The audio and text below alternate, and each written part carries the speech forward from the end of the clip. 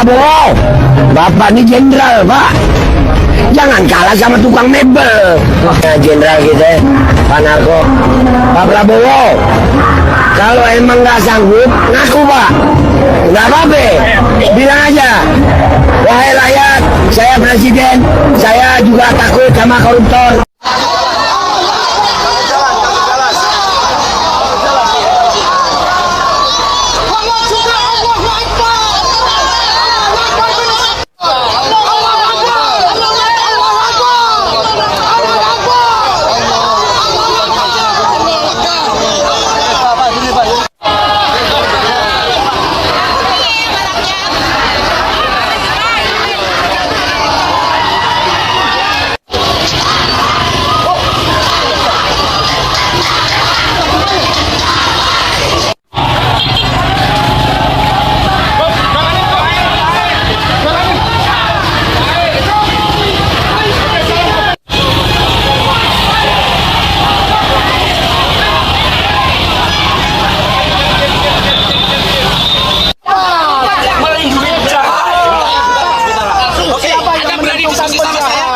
Biar rakyat, Pak, kami udah gatel. Kalau emang hukum nggak bisa bikin hukum mati, kami yang matiin. Karena buat kami rakyat, melihat saudara-saudara kami yang jadi korban, kami rasanya sudah seperti mati, Pak. Bagi kami rakyat Indonesia sekarang, hidup dan mati udah nggak ada arti. Zaman kami sekarang, gimana lagi nanti zaman anak-anak kita, Pak? Anak cucu kita, Pak. Alam Indonesia yang pasti akan mengakibatkan bencana ke depannya. Jadi sebelum bencana terjadi, Pak Prabowo, Bapak ini jenderal, Pak. Jangan kalah sama tukang mebel. Bapak ini jenderal, pernah turun perang. Dan rakyat Bapak siap untuk perang, Pak. Kalau memang nggak sanggup, bilang nggak sanggup. Demi Allah, rakyat akan turun bakal koruptor. Allahu Akbar. Ganyang koruptor. Ganyang koruptor. Terima kasih. Jenderal kita, Pak Narko. Pak Prabowo, kalau emang nggak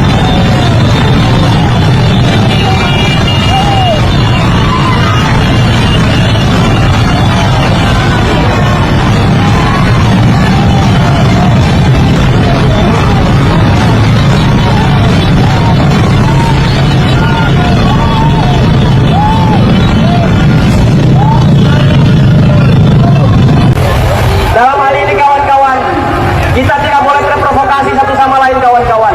Sepakat kawan-kawan?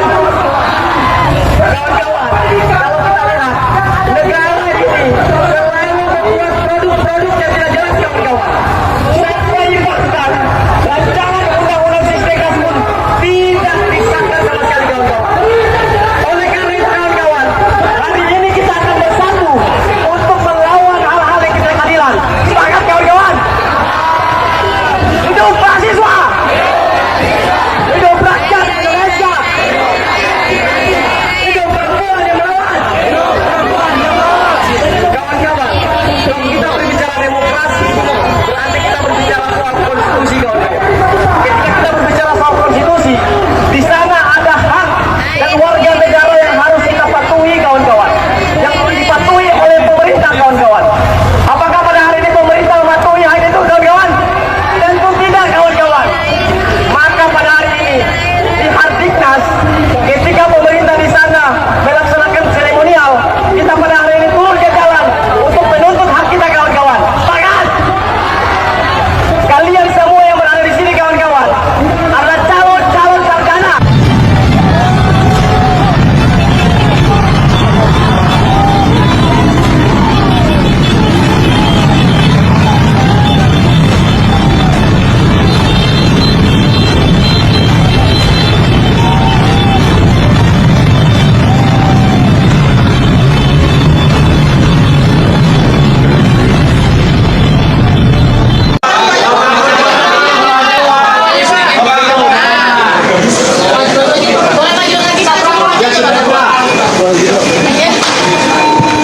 Baik, saya sampaikan tadi gimana Pak hasil pemeriksaan Pak? Handphone. Pagi hari ini saya mendapatkan undangan dari Barreskrim dan keterangan atas aduan dari masyarakat kepada Barreskrim, dan saya memenuhi undangan itu. Sekaligus saya mengambil ijazah yang saat yang lalu diantarkan ke Barreskrim dan sudah saya ambil. Apa saja Pak pertanyaan yang tadi diajukan oleh penyidik Pak? Ada 22 pertanyaan yang tadi disampaikan, ya sekitar jasa dari SD, SMP, SMA sampai universitas, juga yang berkaitan dengan skripsi, dengan kegiatan saat mahasiswa saya di sekitar itu. Ya. Pak, itu kan tadi sekalian ambil ijazah, apakah artinya proses uji lapornya sudah selesai dilakukan atau Ya, nanti ditanyakan ke Barreskrim. Boleh ditunjukkan mungkin Pak ijazahnya gitu Pak, ini kan sudah dibawa. Dikasih lihat gitu Pak sedikit. Ijazah nanti akan kami buka pada saat diminta oleh pengadilan, oleh hakim. Pak, ini kan tapi di pemeriksaan kali ini sebagai terlapor. Nah, dari Pak Jokowi sendiri melihatnya seperti apa? Kemarin kan di Polda Ya. sebagai pelapor. Ya nggak apa-apa. Saya datang kalau diundang untuk baik diperiksa, untuk dimintai keterangan. Saya sebagai Sekjen TPUA, Tim Pembela Ulama dan Aktivis, hari ini kedatangan tamu besar Profesor Amin Rais. Oleh sebab itu, hari ini sidang tadi dimulai, tapi isi apa dari proses sidang ini yang tepat Prof. Egy Sujana untuk menjelaskan. Monggo, Prof. Assalamualaikum warahmatullahi wabarakatuh. Waalaikumsalam warahmatullahi wabarakatuh. Ada terjadi lompatan berpikir dari majelis hakim. Mereka meminta kita mengikuti urutan agar sesuai dengan aturan hukum yang ada. Nah, urutannya dia mulai dari mediasi. Padahal sebelum mediasi kan harus surat kuasa dulu yang jelas. Nah, sampai detik tadi tidak ada surat kuasa tanda tangan basah dari Jokowi, tidak ada. Yang ada surat mandat dari Seknek, dari Jaksa Agung. Apa urusannya? Hukum acara HIR tidak mengatur itu. Apalagi mengacu ke Undang-Undang Dasar 45 pasal 27 ayat 1, setiap warga negara berkesamaan kedudukannya dalam pemerintahan dan hukum tanpa kecuali. Jadi Presiden Jokowi jangan merasa hebat di sini, sama lu sama rakyat, sama kita. Maka datanglah gugatan ini untuk supaya clear. Dan kita tidak macam-macam. Kalau Anda bisa menunjukkan ijazah asli, case close, kasus tutup, dan kita bubar, kita tenang. Presiden kita punya ijazahnya. Tapi kalau nggak ada, Anda tahu diri dong, Anda tidak berhak jadi presiden. Karena ijazah itu syarat sebagai untuk jadi capres, syaratnya itu ada ijazah, minimal ijazah SMA. Nah, itulah. Dan dulu pernah Pak Amin Rais ngajarin, tunjukin ijazahnya dari mulai SD sampai profesornya. Nah, tinggal gitu aja kok susah Jokowi. Nah, problemnya kan dia waktu wali kota ngaku dokter Andes, pas presiden ngaku insinyur. Nah, ini bagaimana presiden begini? Ternyata Mas Wapres Gibran. Ada apa Mas dengan Mas Wapres Gibran? Mas Wapres Gibran tidak tamat SMA. Masa sih Mas? Tidak punya ijazah SMA. Terus gimana? Dan karena itu Mas Wapres Gibran digugat oleh warga senilai 125 triliun. Apa iya sih Mas? Gara-garanya Mas Wapres daftar mencalonkan wakil presiden itu tidak pakai ijazah SMA. Ya Allah, ya Allah. Gak mungkin itu Mas, karena kata orang-orang Mas Wapres Gibran itu wakil presiden terpintar. Kalau nggak percaya, kita tanyakan langsung kepada Mas Gibran. Permisi Mas Gibran, sebutkan. Ya, halo teman-teman, selamat datang kembali bersama saya di channel ini. Teman-teman, kita sudah menyaksikan cuplikan video yang cukup menarik. Dan teman-teman, sebelum kita pada lebih dalam isu panas hari ini, jangan lupa untuk berikan komentar kalian dan subscribe channel ini agar teman-teman tidak ketinggalan informasi menarik yang kita sampaikan. Teman-teman, hari ini kita akan membahas satu topik yang sangat panas, di mana mereka menggugat jagat maya dan predikis atas mencatatkan sejarah baru di lembaran hukum bangsa Indonesia. Ya teman-teman, langit hukum di negara kita seolah terbuka lebar dan isu yang bertahun-tahun tertutup rapat akhirnya meledak juga di permukaan. Ya, kita melihat teman-teman secara rinci dan lengkap yang mendalam mengenai hasil pemeriksaan ijazah mantan Presiden Joko Widodo serta bagaimana keputusan hakim atas persidangan yang baru saja berlangsung. Ya teman-teman, apakah hasilnya sesuai dengan prediksi sobat politik selama ini? Mari kita bongkar bersama di channel ini. Yang pertama teman-teman, adanya tuntutan hadir di persidangan dan debat skripsi. Ya teman-teman, kita melihat adanya dinamika persidangan ini sebenarnya sudah memanas sejak awal. Pihak kuasa hukum sempat menegaskan bahwa beliau akan hadir dan menunjukkan ijazah aslinya mulai dari tingkat SD, SMP, SMA hingga perguruan tinggi. Ya, dimana teman-teman hal ini sempat mematahkan spekulasi publik yang mengira tergugat tidak akan pernah membawa bukti ke persidangan. Ya, namun kita lihat fakta yang dihadirkan di meja hijau berdasarkan alat bukti yang dipamerkan, ternyata muncul hanyalah salinan cetak PDF hasil scan dokumen. Ya, alhasil teman-teman, banyak pihak yang termasuk para penggugat menilai bahwa ijazah asli yang bermeterai dan sah secara fisik ini justru tidak pernah benar-benar dihadirkan secara utuh di depan majelis hakim. Ya teman-teman, bahkan dari pihak UGM pun selaku tergugat 2 yang berulang kali menyatakan beliau adalah amlumi resmi, juga dikabarkan hanya menunjukkan salinan atau kopi dokumen saja. Ya teman-teman, ketegangan makin memuncak ketika para analisis dan tokoh besar seperti Roy Suryo, Dr. Tifa mulai membedah keganjalan demi keganjalan dari dokumen yang beredar ini. Ya, ini mulai dari format skripsi yang dinilai tidak memenuhi syarat akademik formal seperti halaman pertama yang rapi menggunakan komputer Time New Roman. Ya, namun halaman berikutnya justru memakai mesin tik manual hingga lembar pengesahan skripsi yang pembimbingnya dianggap tidak konsisten atau belum memenuhi kesepakatan akademisi pada masa itu.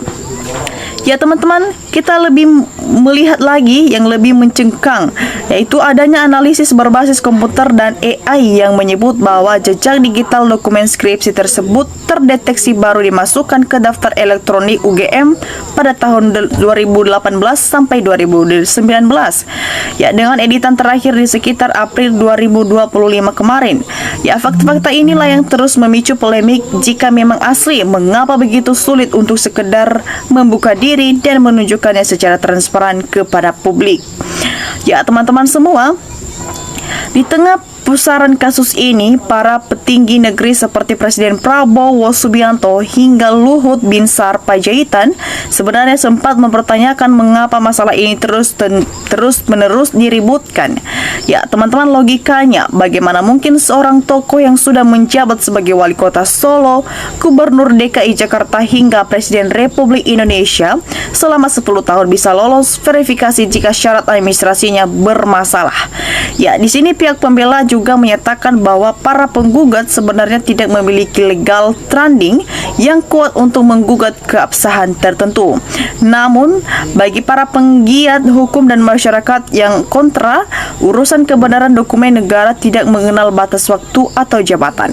Ya, jika sebuah dokumen esensial terbukti cacat, ya hukum itu direkayasa sejak awal, maka seluruh jabatan, tanda tangan kebijakan, undang-undang, serta fasilitas negara yang pernah diterima selama menjabat bisa dianggap cacat demi hukum void ad anition.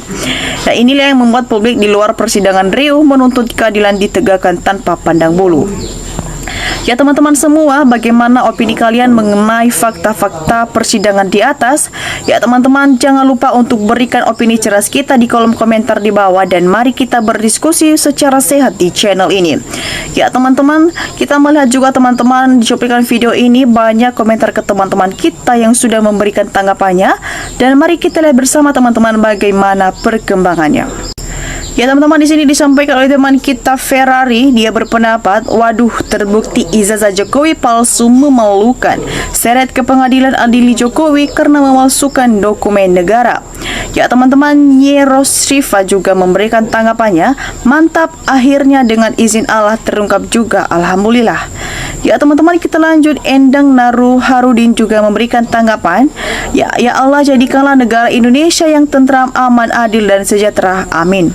Ya teman-teman, kita lanjut. Asengkus memberikan juga chat pendapatnya, ijazah Jokowi sepertinya palsu karena yang ada di foto bukan foto Jokowi waktu masih muda, tidak pernah berkacamata. Ya teman-teman, disampaikan oleh teman kita Yahya, ya alhamdulillah ya Allah, engkau maha segalanya, selama ini rakyat gaduh, dialah yang membuat kegaduhan bersama-sama para penegak hukum yang membelanya. Turunkan azabmu pada mereka semua yang terlibat. Ya teman-teman, kita lanjut. Di sini juga teman kita Sutardi memberikan tanggapannya, sikat semua oknum konspirasi pemufakatan jahat pemalsuan kebohongan menutupi pihak rektor dan dosen UGM, semua pelaku kebohongan. Rakyat sudah tidak percaya ke oknum hukum selama Kapolri tidak diganti dan buat saya tidak berguna. Ya teman-teman, kita lanjut. Di sini juga teman kita Azman Zari berpendapat, ya jika negara kita se-Indonesia berdasarkan hukum, siapapun yang melanggar hukum wajib diseret ke pengadilan. Hukum tidak mengenal mantan presiden atau siapa saja. Melanggar hukum wajib ditangkap. Ya teman-teman, kita lanjut. Di sini juga teman kita Astu memberikan tanggapannya, syukur alhamdulillah berakhir sudah konflik ijazah Jokowi. Semoga setelah ini negara tentram dan damai. Usut semua pendukung kepalsuan dan adili sesuai fungsi masing-masing, ganti rugi semua keuangan negara dan fasilitas yang sudah dinikmati selama ini. Ya teman-teman, kita lanjut. Homilah juga memberikan tanggapannya, mohon lanjutkan dengan anaknya Gibran, usut sampai tuntas pula. Negara ini kok dipimpin orang plongo-plongo, usut pula pemilihan presiden curang berkali-kali, penjarakan Jokowi sekeluarga. Dia sadis, pembunuh, perusak moral bangsa, juga terlibat menteri-menteri bawahan Jokowi. Tangkap semua, bersihkan negara ini dari maling-maling rakyat, sudah muak. Lihat turun ke bawah, rakyat jungkir balik bekerja tetapi tidak cukup buat makan dengan kebutuhan lainnya. Prabowo juga lengsengkar, tidak cocok buat tipe pemimpin. Nah teman-teman, bagaimana tanggapan kalian mengenai isu polemik ini dan tanggapan teman-teman kita? Jangan lupa teman-teman untuk berikan opini cerdas kalian di kolom komentar di bawah. Dan demikian saja cuplikan video kali ini.